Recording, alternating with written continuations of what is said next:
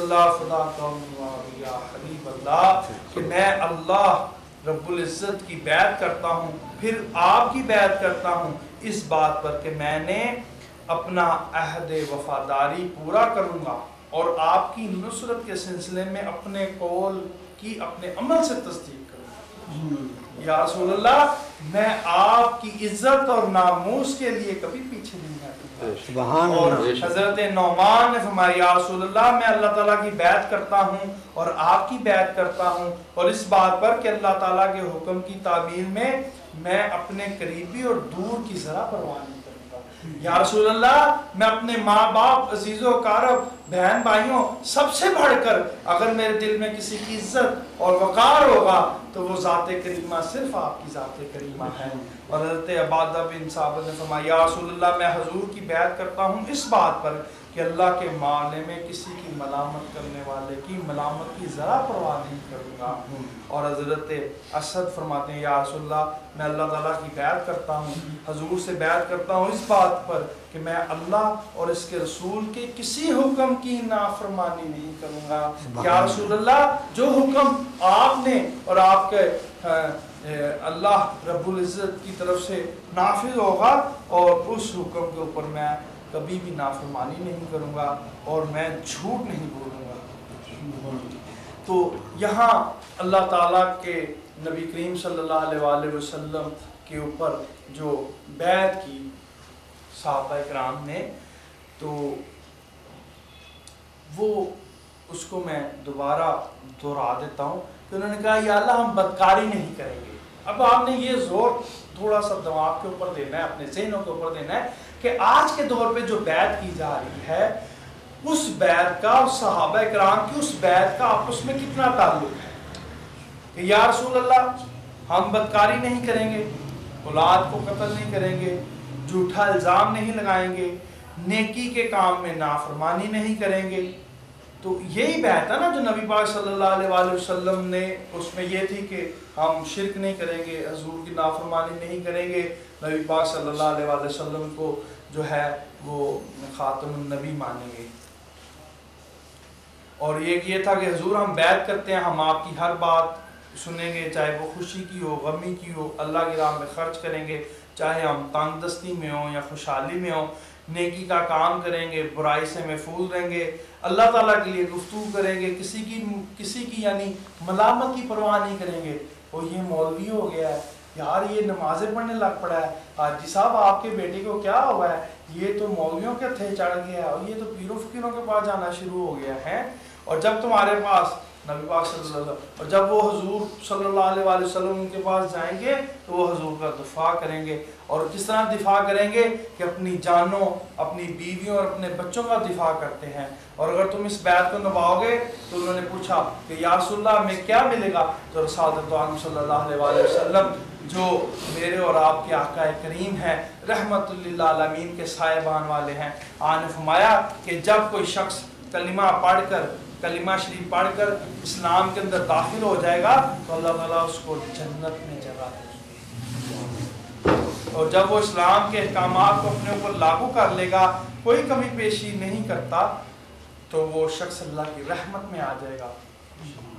تو یہ جو بیعت عقبہ اولا اور ثانی ہے، جب نبی پاک نے ان سب سے بیعت لے لی تو پھر نبی پاک صلی اللہ علیہ وسلم نے فرمایا کہ جب میں تمہارے پاس آؤں تو تم اپنی جانوں، بیویوں اور بچوں کا جس طرح دفاع کرتے ہو اس طرح میری حفاظت کرو گے، اگر تم بیعت کو نبھاؤ گے تو تمہیں جنت ملے گی، اگر ان سب باتوں میں سے ایک بھی بات چھوڑتے ہو تو تمہارا معاملہ خدا کے سپرد ہے۔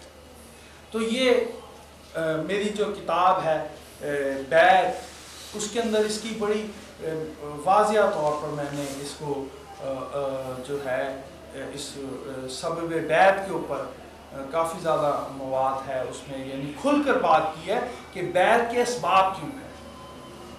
کہ بیعت کیوں کی جاتی ہے، کیوں ضروری ہے، کس مقصد کے لیے ہے۔ تو یہ ساری گفتگو کرنے کے بعد ہم اس جو ہے وہ جو بنیادی نقطہ ہے، جو اس کا بنیادی مقصد ہے وہ یہ ہے کہ جب ہم بیعت کرتے ہیں تو یہ بیعت وہ ہے جو قرآن و حدیث سے ثابت ہے۔ جو آپ سیرت کی پرانی کتابیں دیکھ لیں تو اس میں آپ کو جو بیعت عقبہ ہے، بیعت اولا اور ثانی ہے، اول بیعت، دوسری بیعت، تو یہ ساری چیزیں ملیں گی کہ نبی پاک صلی اللہ علیہ وآلہ وسلم کے ساتھ جو صحابہ کرام یعنی انصار نے، مدینہ شریف والوں نے جو بیعت کی ہے، تو وہ بیعت کس قسم کی بیعت ہے؟ تو وہ بیعت یہی ہے کہ یا اللہ ہم شرک نہیں کریں گے، آپ خاتم النبی ہیں، ہم جھوٹ نہیں بولیں گے، بدکاری نہیں کریں گے، زنا نہیں کریں گے، قتل نہیں کریں گے، چوری نہیں کریں گے، غیبت نہیں کریں گے، جھوٹ نہیں بولیں گے، اور اپنی اولاد کو قتل نہیں کریں گے، اور ہم سب جو کریں گے اللہ رسول کے لیے کریں گے۔ تو یہی، اور آج دیکھیں آج بھی جب بیعت ہوتی ہے تو وہ یہی ہوتی ہے نا کہ جب ایک شخص اپنے شیخ کے ہاتھ پر بیعت کرتا ہے تو وہ کہتا ہے کہ میں اپنے سابقہ تمام گناہوں سے توبہ کرتا ہوں۔ جب وہ بیعت کے لیے شیخ کے پاس جاتا ہے تو وہ کہتا ہے اللہ کریم کہ میں توبہ کرتا ہوں اپنے سابقہ تمام گناہوں سے۔ تو جب وہ توبہ کرتا ہے اس کا مطلب کہ اگر خدا نہ خواستہ اس سے شرک کیا ہے، تو آج کے دور میں تو الحمدللہ کوئی شخص شرک نہیں کرتا، اور حدیث شریف میں اس کا واضح ثبوت موجود ہے کہ حضور نے فرمایا بخاری شریف میں کہ مجھے اپنی امت سے شرک کا خوف نہیں۔ تو وہ شرک سے اگر کسی نے، جیسے اگر کوئی غیر مسلم ہے، دوسرا اس نے غیبت کی ہے، شرابی ہے، زانی ہے، کوئی ایسا گناہ ہے کہ اگر اس نے کسی کو قتل کیا ہے، تو جب وہ اپنے کہتا ہے اللہ کریم میں اپنے سابقہ تمام گناہوں سے توبہ کرتا ہوں فقط اللہ کے لیے اور رسول کریم کے لیے، تو یہ سبب بیعت ہے کہ بیعت کیوں کی جاتی ہے آج کے دور میں بھی، کیونکہ آج کے دور میں بھی ویسے ہی ابھی حالات ہیں۔ ہم ظاہری طور پر تو مسلمان ہیں کیونکہ ہم مسلمانوں کے گھر میں پیدا ہوئے ہیں، لیکن ہمیں اسلام کی وہ حقیقت ابھی میسر نہیں، کیونکہ ہم نے اسلام کو بھی جانا ہی نہیں ہے۔ حضرت مولا علی اور حضرت عثمان غنی رضی اللہ تعالیٰ بیٹھے ہوئے ہیں اور آپس میں گفتگو کر رہے ہیں کہ کیا یہ آج وہ والا اسلام ہے جو نبی پاک صلی اللہ علیہ وآلہ وسلم کے دور میں تھا؟ اگر ظاہری طور پہ دیکھیں تو حضرت صدیق اکبر رضی اللہ تعالیٰ کے 2 سال کا جو ہے وہ آپ کا تو جو اپنی آپ کا عرصہ خلافت ہے، اور حضرت عمر فاروق کا تو کتنا، اگر یہ 26-27 سال کے بعد حضرت عثمان غنی اور حضرت مولا علی بیٹھے ہوئے ہیں اور آپس میں کہہ رہے ہیں کہ کیا یہ وہ اسلام ہے جو نبی پاک صلی اللہ علیہ وآلہ وسلم کی حیات مبارکہ کے اندر تھا؟ تو دونوں صحابہ نے فرمایا کہ نہیں۔ تو اس لیے دوستو ساتھیو کہ ہمیں آج کے اوپر عمل کرنا ہے